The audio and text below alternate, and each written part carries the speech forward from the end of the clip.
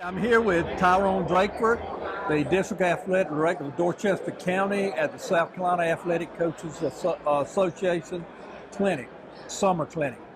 And we were found in leadership, and what we want to ask Tyronne is the part that leadership plays, that when you're dealing with young coaches, hiring young coaches, dealing with young coaches, even old coaches, Right. how much is leadership that you expect from them that really takes place?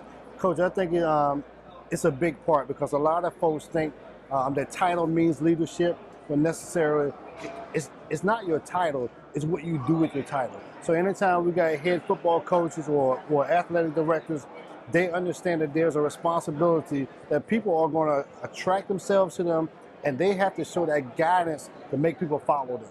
So with that being said, we want them to understand that they are the forefront of their programs, whether the athletic program or as an athletic director overall. So they got to be able to have people to follow them and to do what I've always said, which is the right thing. Well, when you, and I'm talking about all sports now, when you interview a person, or be it male or female, what is one attribute you really look for that maybe leadership's a part of, or just when they first, and the impression that you're looking for when they walk in the room? But the first thing I look for is, can you look that person in the eye and really believe that they're going to be the person that can carry your program or your school in a positive direction? Because that's what parents and our student athletes is looking for. Can I trust this person as a coach or as an athletic director? I know it's hard to kind of tell from the forefront, but when you've been around it as long as I have, I think I have a really good grasp on, can I trust this person to lead our program? Well, you've got a benefit that you've been at a smaller school, a 1A school with not as many students, to a 5A school or 5A conference. Right. And do you see any difference in the coaches or the type of responsibilities you want those coaches to do? Well, no, I think the coaching is the same. The only difference really is the student athletes. When you're at a smaller school, obviously you have kids going both ways, or you got multi-sport athletes. Whereas with the bigger schools, you have 90% of your kids are for that sport.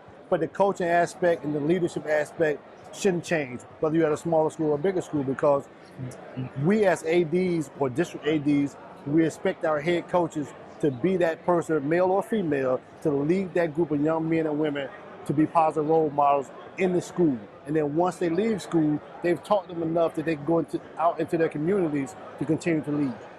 Now, just going a little bit further, you've been on the sidelines for so many years, and now you, the district athletic director, probably at one of the larger school districts, or all your schools are 5A, which is over probably 2,300 students per each school.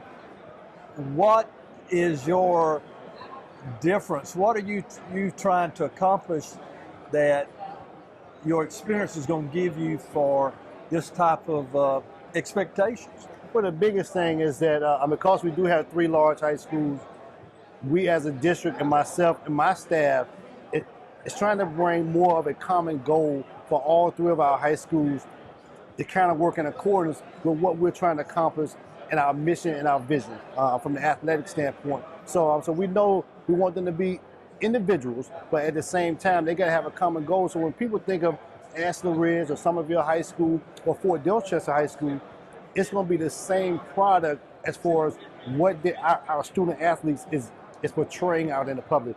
And that is that they are hard workers. They're going to do what's right, and they're going to do what's right in the classroom and on that athletic playing field.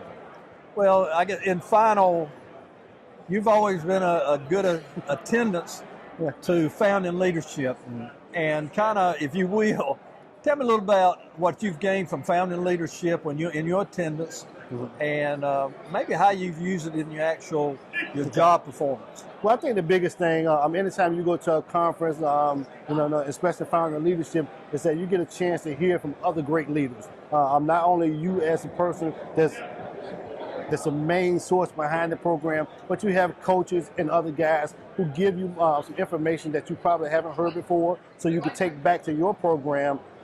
What I do, and I encourage my coaches to come to it. I think we had a great showing this year of the coaches that came. So it's not only about X's and O's, but it's how to run a program. Yes, and I'll just move. All your coaches came and their coordinators came, Right. and I think you were the only one in the state of South Carolina that did that. So hopefully that continues. But we appreciate the part you play in South sir. Carolina, and we appreciate you attending Founding Leadership. All right, thank you, sir. I Thank appreciate you. it. All right.